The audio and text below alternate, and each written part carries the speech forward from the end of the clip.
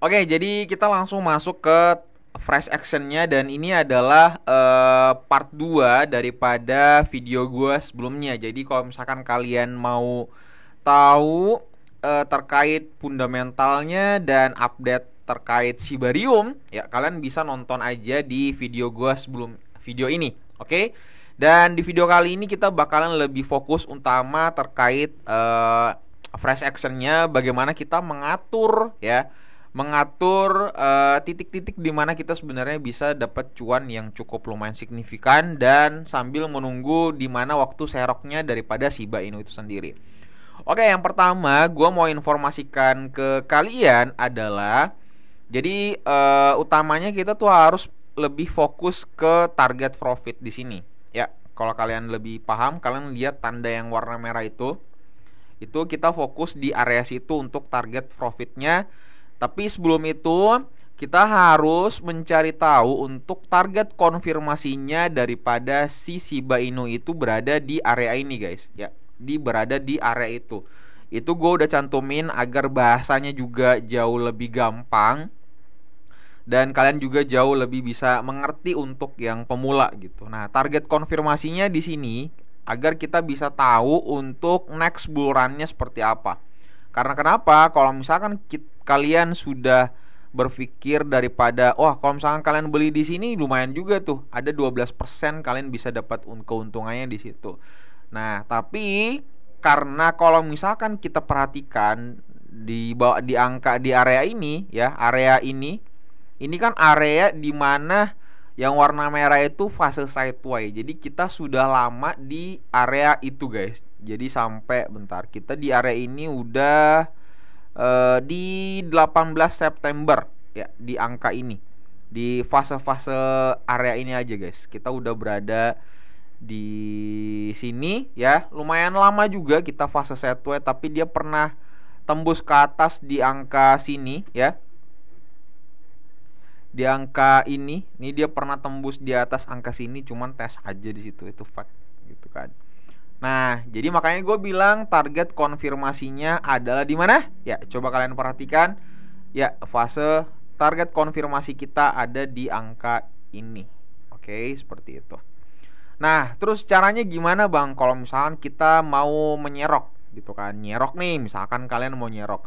Untuk saat ini harganya kita bakalan fokus di angka ini, guys. Di angka gue udah cantumin kalian nih. Ya, itu kalau kalian mau menyerok, kalian tunggu aja di angka itu ya. Bentar, kelihatan gak sih? Oke, kalian tunggu aja di angka ini, guys ya. Nah, kalian tinggal tunggu aja di angka itu. Oke. Nah, kalau misalkan di angka itu di 10.66 ya, kalian tunggu aja kalau kalian mau serok ya. Nah, kenapa di situ itu target nyicil pertama?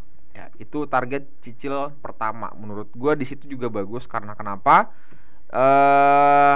Kalau misalkan kalian membeli di angka situ dan menuju ke target profit kita sudah mendapatkan keuntungan 23% kalau misalkan kalian take profit di area situ. Nah, untuk di fase kedua, kalau misalkan kalian masih berpikir bahwa kayaknya Bitcoin juga bakalan turun deh, Bang, gitu kan.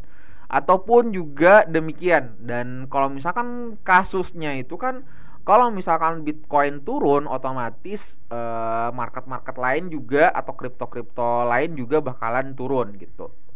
Jadi, kita bisa menunggu di area yang ini. Ya, area yang paling gampang banget nih, paling bawah ya. Kalian bisa menyicil di angka situ, guys. Oke, gitu. Jadi kalian bisa menyicil di 985. Itu lumayan banget. Bentar ketutup ya. Nah, seperti ini. Oke, kalian bisa menunggu di angka ini. Nah, kalau misalkan kalian menunggu di angka ini 985, itu udah lumayan juga. Kalau misalkan kalian mau bermain, kalian mau take profit di angka di fase sideways-nya di angka sini, itu udah lumayan banget, kalian udah dapat 19%. Tapi kalau misalkan kalian mau take profitnya beli di sini ya, habis itu kalian mau profit di angka yang paling di atas target maksimalnya, itu kalian udah profit 33%. Nah, kayak gitu aja terus kan ingat ya, prinsipnya itu kan fluktuatif ya, naik turun, naik turun, naik turun. Sebenarnya adalah caranya itu yang paling salah terhadap kita semua, yaitu karena ada rasa FOMO, takut ketinggalan. Padahal kalau misalkan kalian melihat nih dari sini aja, ada naik turun, habis apa, naik turun, habis itu turun lagi, naik lagi gitu kan. Nih, kalau misalkan kalian bentar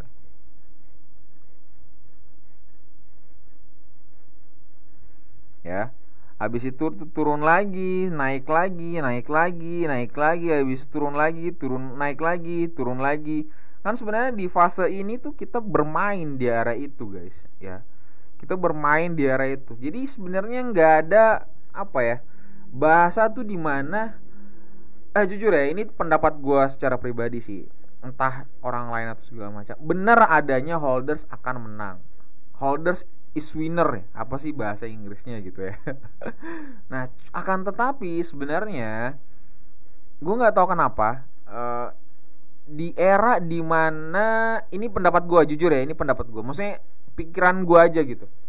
Gue nggak tahu kenapa berpikir di era dimana saat ini tuh apa ya, para hacker bakalan berkembang terus exchange juga keamanannya rada-rada tidak terlalu aman gitu kan.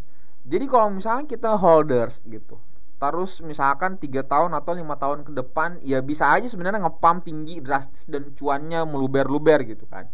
Nah, tapi apakah kita bisa menjamin keamanannya dia? Apakah kita bisa menjamin bahwa exchange itu masih tetap ada atau masih tetap aman, ataupun pasti ya kalau enggak pasti dibekuin atau dana kita nggak bisa ditarik. Ya kasusnya mungkin saat ini tuh Hotbit ya, yang kita udah pernah tahu ya, udah pernah kita alamin lah yang di zaman-zaman sekarang gitu. Nggak usah yang Moongood yang zaman-zaman lama, nggak usah gitu kan.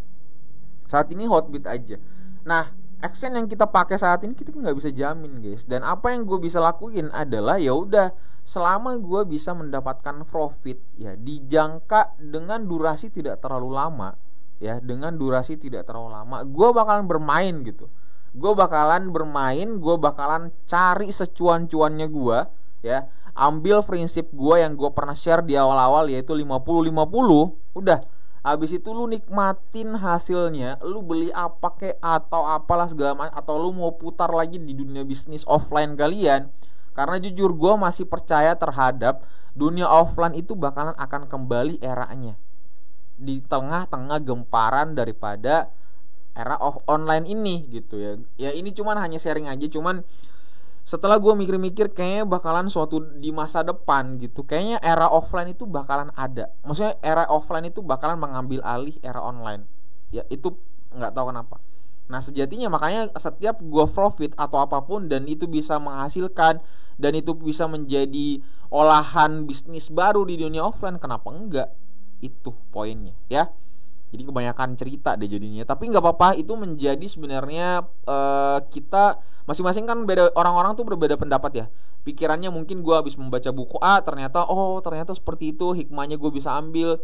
Atau mungkin kalian bisa nonton di YouTuber A, kalian nonton di YouTuber B, berbeda pandangan, ya nggak apa-apa. Kalian tinggal mencari aja di mana akal logika kalian menerima hal itu, atau ilmu kalian menerima hal itu. Seperti itu aja ya gitu.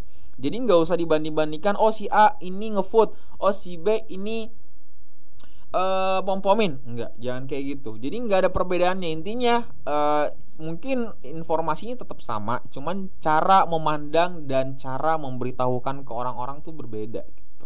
Ya, seperti itu. Tuh kan jadi lama ya durasinya. Tapi ini semoga menjadi apa ya, bahan pertimbangan juga untuk kita semua, dan itu yang gue lakuin. Ya, jadi itulah landasan gue kenapa saat ini lagi asik bermain di tengah-tengah ya semi investor lah bahasanya di dalam dunia cryptocurrency. Jadi kalau misalnya gue invest, habis itu gue udah dapet cuan, ya intinya jangan rakus. Habis itu gue merasa bahwa ini kayaknya profitnya udah cukup gitu kan, buat beli seblak, buat traktir ayang, atau buat apalah, traktir orang tua, atau beliin adik gue baju atau apapun, ya udah gue pasti bakal take profit gitu. Ya, seperti itu aja pembahasannya ini. Mohon maaf gue terlalu banyak bacot, tapi namanya juga konten ngebacot ya. Ya jadi wajar-wajar aja gitu. Tergantung kalian mau menerima apa enggak, tapi inilah sesuai dengan perjalanan yang gue pernah rasakan. Dan setelah gue meriset bakalan ke depan seperti apa ya. Ya inilah yang gue tangkap gitu. Oke, gitu aja sharing kita kali ini ya. Ingat, sebelum kalian close video ini, tekan tombol subscribe dan nyalakan notifikasi kalian agar kalian bisa dapetin update news terbaru mengenai dunia cryptocurrency. Dan titip salam buat keluarga kalian dan dapat salam dari gua Kai. Assalamualaikum warahmatullahi wabarakatuh.